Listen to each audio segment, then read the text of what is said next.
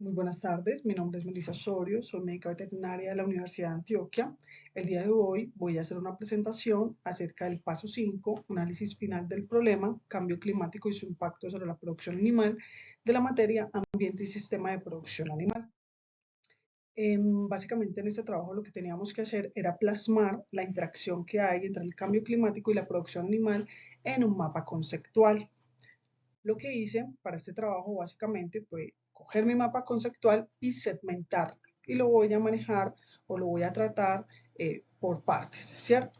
Esta primera parte es acerca de la importancia de los productos animales. Básicamente lo que se ve es que hay un aumento en la demanda global de dichos productos animales que son vitales para la seguridad alimentaria global.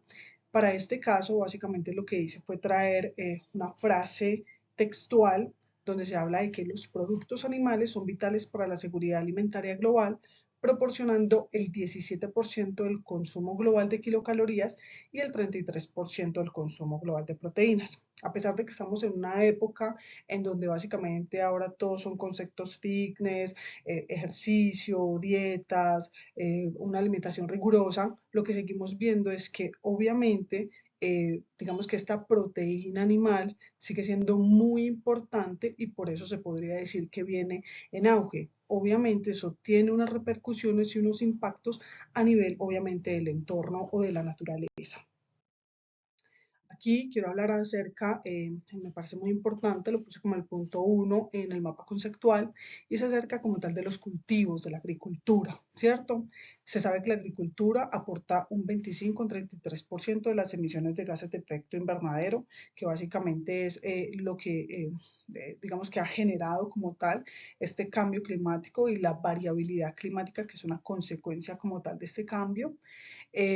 Cuando vemos esa variabilidad, vemos que hay precipitaciones, sequía, desertificación, es decir, nos vamos a los extremos, ¿sí? No es un clima constante, nunca lo ha sido, pero realmente últimamente ya digamos que está muy polarizado porque o hay sequías extremas o hay, digamos que, precipitaciones intensas, ¿sí? El uso del suelo en esta parte es fundamental porque digamos que dependiendo del uso que se le da al suelo, podemos tener ciertos, digamos, consecuencias, impactos, que en este caso sería, por ejemplo, la erosión, el deterioro físico, químico y biológico, que es importantísimo, debido a que, digamos, que son procesos muy difíciles de recuperar, sobre todo en suelos que han sido deforestados, que han habido daños, digamos que profundos, sobre todo con esta parte de la agricultura, cuando digamos que se implementan monocultivos o cultivos muy extensivos, que básicamente lo que hacen es dañar o deteriorar ese suelo, ¿cierto? Aquí es importante recalcar que el cambio climático afecta tanto la cantidad como la calidad de los alimentos, ¿cierto? Básicamente a nivel de rendimiento y productividad de los cultivos. Acá como ejemplo, en los artículos que utilizamos de base para hacer esta presentación, hablaban de la polinización, ¿cierto? Que muchas veces esos cambios climáticos no permiten que, digamos que un proceso tan cotidiano como la polinización se dé y que se veía mucho que el envejecimiento de las plantas, digamos, se daba mucho más rápido, entonces había un deterioro como tal, tanto de pastos, forrajes, árboles, que obviamente iban a tener ciertas repercusiones. Otra parte importante era la dinámica de las malezas, de los insectos y de las enfermedades de los cultivos, porque obviamente cuando hay este tipo de cambios, digamos que crecen ciertas poblaciones, pero se disminuyen otras. Entonces, eso trae ciertas repercusiones en la dinámica normal de los ecosistemas. Cuando hay un aumento de temperaturas y el nivel de CO2, que es lo que se da principalmente con este cambio climático, entonces obviamente se ve una afectación a nivel del crecimiento del forraje. Esto lo que hace es que haya, digamos que una acumulación mayor de lignina, y esta lignina lo que no permite es que haya una excelente digestibilidad, que es lo que se busca básicamente con los pastos, con los forrajes, y obviamente la disponibilidad de los nutrientes es menor. Al pasar este tipo de cosas, entonces vamos a ver que hay una afección a nivel de la nutrición animal, ya que son animales que van a alimentarse probablemente con volúmenes considerables de pasto, pero que no tienen la calidad nutricional ideal para llenar sus requerimientos, ¿cierto? Aquí también hablan de que se incrementan las emisiones de metano por parte de los rumiantes y acordémonos o recordemos que el metano, digamos que es uno de esos gases de efecto invernadero, digamos que se producen a nivel, en este caso de los rumiantes, pero que puede llegar a tener esas afectaciones por la acumulación, digamos que de más que se da, ¿cierto? Algo que me pareció, digamos que muy ambiguo, fue el hecho de que en uno de los artículos mencionaban el hecho de que a pesar de que hubieran los escenarios más pesimistas, era muy improbable que hubiera una disminución neta de las cosechas globales.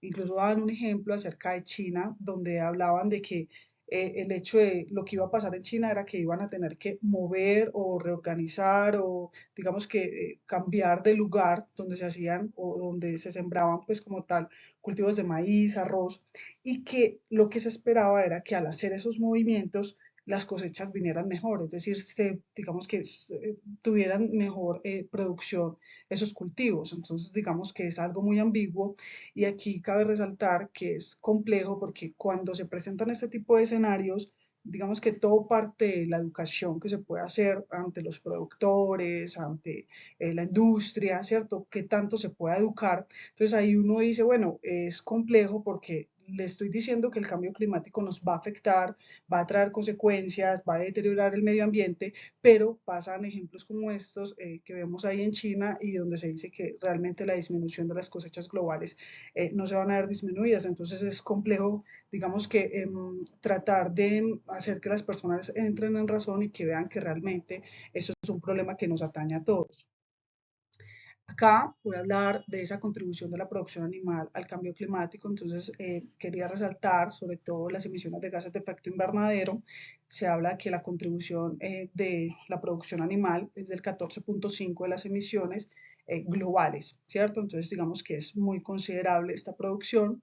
Los principales contribuyentes serían entonces la producción de carne de res y de leche, que van con el 80%, la carne de cerdo con el 11% y las aves de corral con el 5%. Hay impactos ambientales considerables como la degradación del suelo, como lo hablábamos anteriormente, la contaminación del aire por toda esa acumulación de gases de efecto invernadero, el agua, que es fundamental, y la pérdida de la biodiversidad, ¿cierto?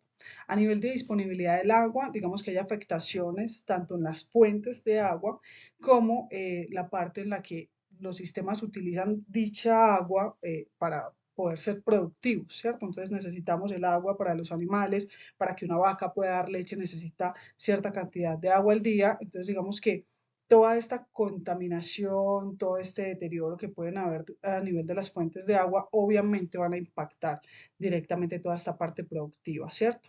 Entonces hablamos desde el consumo del agua hasta la producción de la leche que se va a ver afectada. La salud y enfermedades de animales es importantísimo porque obviamente hay una mayor exposición y vulnerabilidad a enfermedades. Aquí es importante recalcar la parte de los vectores.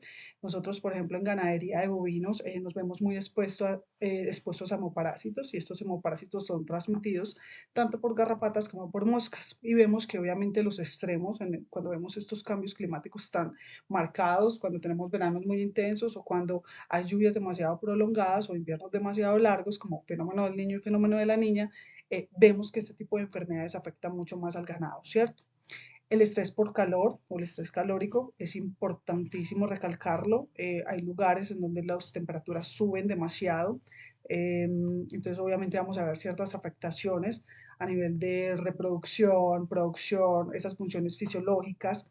Aquí resalto mucho la parte del consumo, porque el consumo del alimento se disminuye, pero el del agua obviamente aumenta, entonces vamos a tener un mayor gasto de agua y al tener un menor consumo, obviamente los animales van a entrar en un deterioro de condición corporal, de producción, ya sea de carne o de leche, aparte del estrés que se les genera y obviamente ese estrés va a generar que no haya un bienestar animal para esos animales y que su respuesta inmunológica sea menor cuando se tengan que enfrentar algún tipo, obviamente, de enfermedad, ¿cierto? Aquí es importantísimo recalcar la parte del balance energético negativo. Por ejemplo, en el caso de los bovinos, digamos que las vacas recién paridas entran en un balance energético negativo normal, se podría decir, porque realmente no son capaces de consumir lo suficiente para llenar sus requerimientos, producir la leche y además volverse a preñar o entrar como en ese ciclo reproductivo. Entonces, digamos que esta parte del cambio climático va a llegar a empeorar o está empeorando realmente todas estas condiciones, ¿cierto?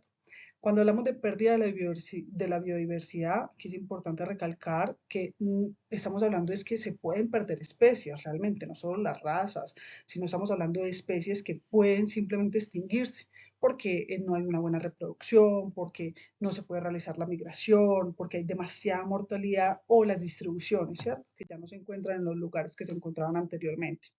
Aquí es importante, entonces, las prácticas de adaptación y las medidas de mitigación que vamos a hacer respecto a todo este problema que realmente, digamos que es nuestra realidad en el momento. Entonces, en las prácticas de adaptación vemos que hay modificación de sistemas de producción, o sea, tenemos que llegar a ser capaces de producir, digamos, de la mano con la naturaleza. Entonces, acá tenemos ciertas estrategias, tenemos la parte de los sistemas silvopastoriles que nos van a ayudar mucho, sobre todo a esa parte de adaptación como tal, va a ayudar al medio ambiente, los árboles, el suelo, el agua, ¿cierto? Todo está interrelacionado, entonces la idea es obviamente que tengamos todos estos elementos, todos estos recursos naturales a la mano. Entonces, entre las estrategias de reproducción, la idea es buscar la selección de animales más resistentes. Eso obviamente se logra con mucho tiempo, entonces son proyectos a largo plazo. Y lo importante acá son los cambios en las políticas. Es importante, por eso hablábamos ahorita de la educación, es importante cambiar, ir cambiando, dándonos cuenta que realmente este cambio climático es la realidad que estamos enfrentando y que hay que proteger como tal fuentes de agua, recursos naturales, ¿cierto? Entonces, es importante recalcar esta parte. Mejoras en eficiencia de alimento, claro, tenemos que ser más eficientes a la hora de producir pastos, forrajes, incluso concentrados, que son, digamos que las contaminantes mayores a nivel de la producción pecuaria, pero debemos llegar a esto. Ajustes de prácticas de manejo. Entonces, en esta parte hablábamos de los sistemas silvopastoriles, provisión de sombra natural, que es fundamental.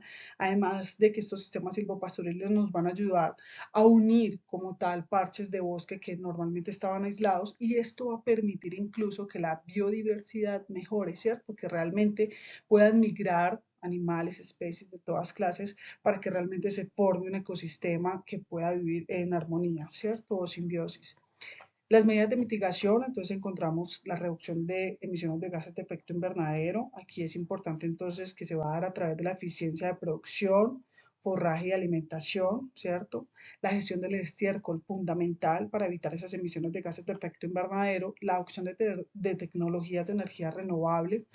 Y acá importantísimo entonces las prácticas de secuestro de carbono. Siempre vamos a ver que básicamente para el cambio climático la solución es disminuir las emisiones de gases de efecto invernadero y secuestrar mayor cantidad de carbono, ¿cierto? Eso nos va a ayudar muchísimo a tratar de controlar o mitigar un poco, digamos que la realidad en la que nos encontramos. Esta es la bibliografía donde extraje para realizar esta presentación y agradezco muchísimo.